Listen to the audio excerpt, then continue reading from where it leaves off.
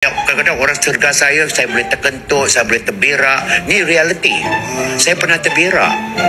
Sumpah demi Allah saya pernah. Problem abalan ni, bila orang sergah dia terkejut, terberak dalam seluar. Ni siap terkencing lagi tu. Macam mesti pakai. Standby. Kadang-kadang saya pakai, saya tak pakai.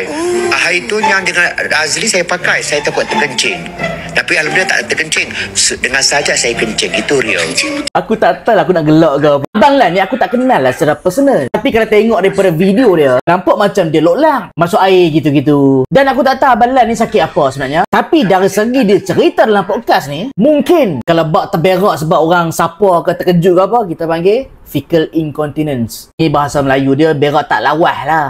Dan bawah fecal incontinence ada lagi subtype dia. Doktor panggil urge fecal incontinence. Hang terkejut ataupun orang tiba-tiba hang boleh terberak dalam seluar sebab benda ni.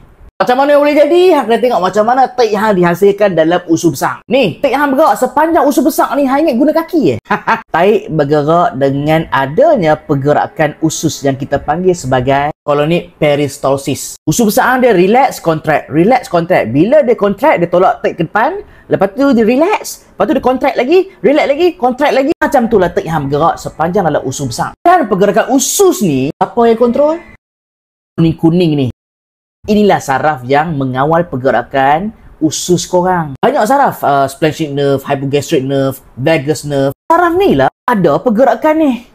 Okey, macam kes Abang Lan, terkejut je terberak. Maksudnya, bila hang terkejut tiba-tiba, dalam otak kita ni ada dua bahagian yang kita panggil hypothalamus dan pituitary gland. Hang terkejut, dua bahagian yang akan hasilkan dua hormon. Corticotropin releasing hormone, adrenocorticotropic hormone. Hormon ini masuk dalam darah, dia pergi ke dua organ ni yang atas bawah pinggang, kita panggil adrenal gland. Sini dia akan hasilkan hormon kortisol, hormon stres. Dan hormon stres ni akan pergi dekat saraf hang, dia akan menyebabkan saraf ni menjadi hyperaktif. Kalau saraf dah hyperaktif, maksudnya pergerakan usus yang dikawal oleh saraf ini pun akan hyperaktif. Dan secara tidak langsung hang pun akan terberak dalam seluar.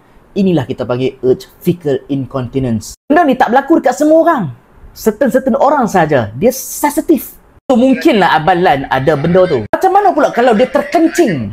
Terkejut terkencing. Kita panggil mungkinlah urinary incontinence. Bawah ni ada sub urge incontinence ataupun stress incontinence. Contoh macam tiba-tiba hang ketawa kan, hang gelak ataupun hang batuk ke kan, terkencing dalam seluar. Ni banyak berlaku dekat perempuan yang banyak lahirkan anak. Contoh anak berderet 8 orang ke apa kan. Proses melahirkan anak ni, dia sebenarnya dia melemahkan otot pelvic floor mak kita. Otot pelvic floor ni banyak. Pubococcygeus muscle, puborectalis muscle, ischiococcygis. Banyak muscle kat sini. Senang ingat, muscle yang menampung kawasan kemaluan lelaki maupun perempuan. Lelaki pun sama. Muscle ni yang membantu korang erect tau. Menegang. Sebab itulah antara untuk kuat, kena kuatkan otot pelvic muscle. Tu yang kemuk-kemuk tu, Kegel exercise tu. Dia lah. Kebanyakannya, mak-mak kita yang dah lahirkan berpuluh-puluh anak ni, selalu akan ada masalah stress incontinence. Terbersin sikit terkencing, ketawa sikit terkencing, bersin terkencing. Sebab pelvic muscle dah loose. Sebab beranak ke hamba lah. Laki, otot ni pun boleh lemah walaupun kita tak mengandung, tak beranak. Sebab apa? Faktor penuaan. Macam kes Abang Lan ni, mungkinlah dia stress incontinence ataupun boleh jadi urge incontinence ataupun ada masalah bladder ataupun pundi kencing tu sendiri. Mungkin bladder tu hyperaktif ke apa kan, boleh terkencing juga. Banyak punca terkencing dalam seluar ni secara tiba-tiba.